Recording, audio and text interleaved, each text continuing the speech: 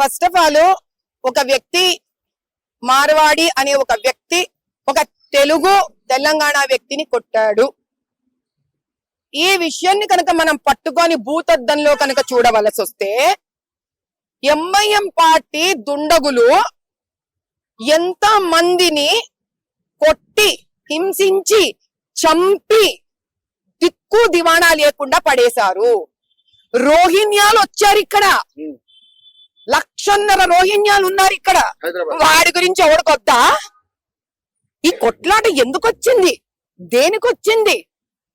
ఒక వ్యక్తి ఇంకో వ్యక్తిని కొట్టాడంట. 3.5-4 కోట్ల తెలంగాణ ప్రజలలో హిందూ కొట్టుకుంటున్నాడు, హిందూ ముస్లిం కొట్టుకుంటున్నాడు, ముస్లిం హిందూ కొట్టుకుంటున్నాడు.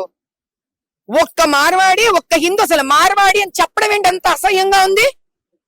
తెలంగాణలో అతని Aadhaar card ఉండింటుంది, voter ID ఉండింటుంది.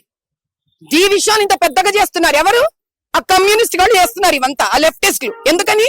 BJP government centre లో స్ట్రాంగ్ గా ఉంది, దేశాన్ని ముందుకు తీసుకొని వెళ్తుంది. కాంగ్రెస్ ని తరిమి కొట్టి బయటికి వెళ్ళిపోయే టైం వచ్చింది కాబట్టి అటు మహారాష్ట్రలో రెచ్చగొడుతున్నారు, కర్ణాటకలో రెచ్చగొడుతున్నారు, ఇప్పుడు తెలంగాణకు కూడా వచ్చారు.